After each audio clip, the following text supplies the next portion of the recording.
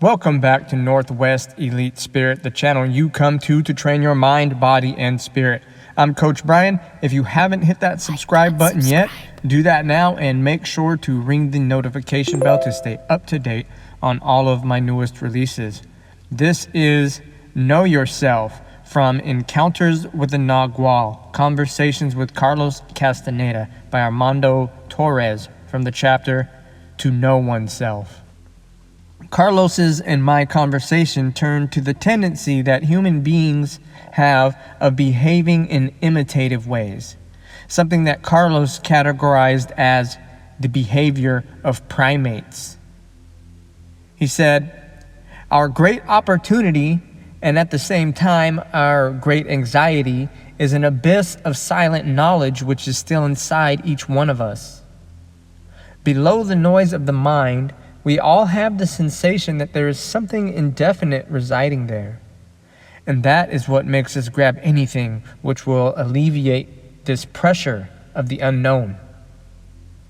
Frequently, that feeling takes us to fanaticism, and there are always those willing to profit from other people's faith." I asked, "Are all teachers frauds then?" Carlos replied, "What I have seen is that most of them are as asleep as their followers, but they have learned how to hide it. Imagine a planet where all the residents are blind, and then among them circulates the myth that it is possible to see, although no one has verified it. One day someone arrives and says, 'I can see.' What can they do? They can either believe or not believe. There will always be some who hope. It does not matter if their teacher is also blind.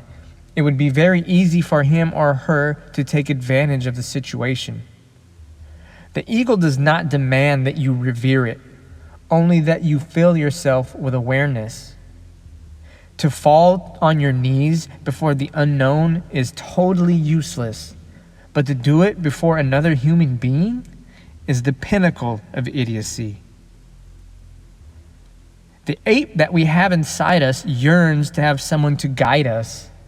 The ape needs to believe that there are superior entities who can magically solve our problems. As children, we are always hoping that someone will show up and take care of the situation. From this mentality, cults are born, that in essence are ways of leaving the responsibility for one's own growth in other people's hands. We've been deceived. We have been told that we are special because we are rational, but that is not true. The human being wants desperately to obey and dies from fear when his valuable beliefs are removed. We are like the fish that cleans fish tanks, always with the mouth open, devouring any debris that is thrown to us. Meanwhile, we ignore the source of life and knowledge that we each have inside. I'm going to tell you a very old and well-worn story, but one that remains apropos. The gods were wondering where to hide wisdom in order to keep it out of man's reach. In the mountains? No, man would climb them. In the ocean? No, man would find it.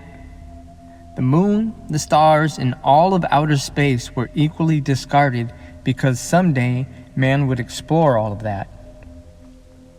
Finally, the gods came to the conclusion that the best place to hide wisdom was inside man, because that is one place he would never look for it. Now, what does man do? Instead of examining himself with total honesty, he looks for a teacher. To become responsible for one's own existence is an anomaly, a violation of laws, a state of passion out of the ordinary, a fight that demands your entire life. It is the only procedure that will renew our energy.